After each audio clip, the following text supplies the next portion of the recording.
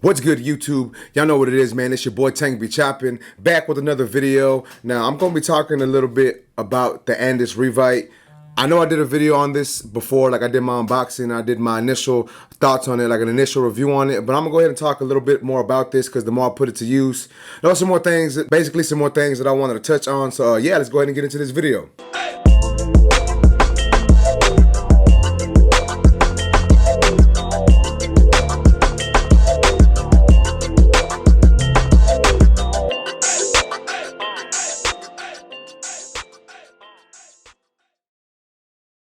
Alright guys, so check it out. This is the Andis reVite. Like I said earlier, a lot of people have been talking about this clipper from Andis. They finally dropped something new. It's been a minute since they actually dropped a new clipper or tool besides their Andis Master and the Andis T Outliner. But nonetheless, guys, just let's take a look at this clipper first before I actually get to talking about it ergonomic wise. It's not a bad design, you know what I'm saying? It's pretty cool. It does fit in the hand really well. It is slightly thinner than I would like, but nonetheless, it's pretty good.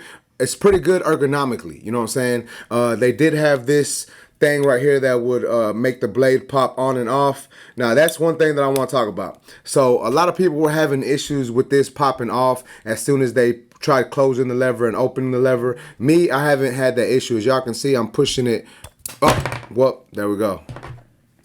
It popped off on me, but I had to push it down pretty hard. Like just opening it and closing it isn't really an issue. As you can see, I'm opening it and closing it pretty quickly. So I have to actually put a good amount of pressure to pop that thing off. But I did see some people's videos where it was popping off fairly easy. Now, I don't know the reason for that. I don't know why it does that, but I did notice that it happens a lot when you have the taper blade on here, or when you have the gray one, not the black one, or when you zero gap the blade. Now, I didn't zero gap this blade when I started to use it, when I first got it out the box. I just put it straight to work the way it came. I like to use a lot of my tools straight out the box now, just to see how they're really supposed to work before we start doing any modifications or adjustments to them. And once again, guys, like I said in my earlier video about this clipper, it worked pretty good. You know what I'm saying? I did say it was overall a good clipper, and I still feel that it's a pretty decent clipper. The more I used it, the more I realized that it wasn't quite the clipper for me. I did use it for like 2 or 3 weeks or so, but I did end up putting it away. And the real reason why I put it away was because when I was cutting through thicker hair, African-American hair, for some reason, it just wasn't cutting the hair down the way I like. For instance, I know there's one particular instance that happened. I have a client who gets a 1.5 with the grain and a fade. And when I put the 1.5, well, I put the one with the lever open and started going with the grain, I noticed that it left a lot of hair and it looked a lot longer than what I normally give him. So I knew it wasn't cutting it down the way I needed it to. So I grabbed the Andis Masters, put the one guard on, and opened my lever and came with the grain, and it happened to cut down a lot. So that's one reason why I put it away. It's like it's not giving the actual, it's not cutting the way it should. But other than that, I think it did a pretty good job with, overall use.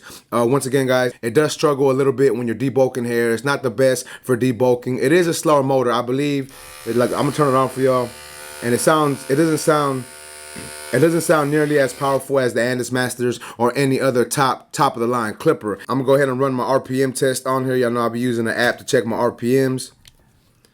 So let me go ahead and screen record this also. All right, so I'm gonna go ahead and turn on the clipper.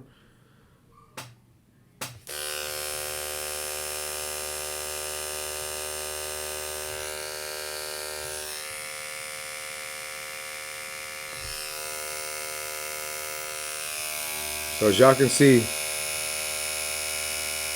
and I'm gonna put the screen recording on there also, but as y'all can see, it was coming in at around 45, 46, 4400 RPMs.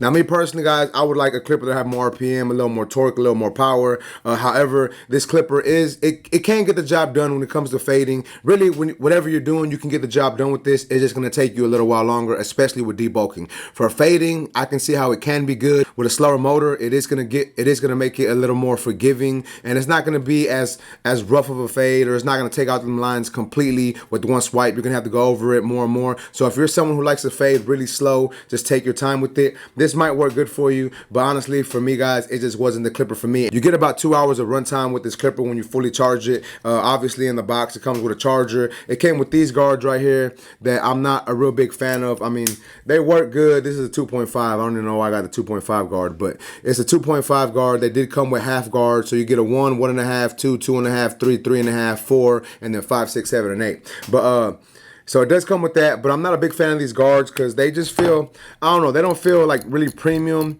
Their premium guards do fit on this, but I'm really upset that the purple magnetic guards didn't fit. I think that's another thing that a lot of people like about Andis is the purple magnetic guards. So the fact that they made this without the ability to put the purple magnetic guards, I think is a major L from Andis. And another thing, it's not a big issue. I'm pretty sure I could have just kept screwing it in, but my lever kept getting loose. So when I was cutting with the open lever, it would happen to close slowly to about right there, and then it would stop moving. So like I said, it's not a big issue, but it's something that would cause an issue with certain people, and I can understand how it can be an issue for certain people cutting with it. So all in all, guys, I would say that this isn't the worst clipper, but it's nowhere near the best clipper either. If you want a copy to try it out, you can go ahead. But my professional opinion is I would say go with something else. You know what I'm saying? If you don't like a clipper to be so strong, if you do want a clipper that's not as aggressive, I would probably say go with like a Magic Clip or a Wall Legend. Because honestly, guys, I don't think this is gonna be really good for a lot of people. It just doesn't work as good as I originally thought it was going to work.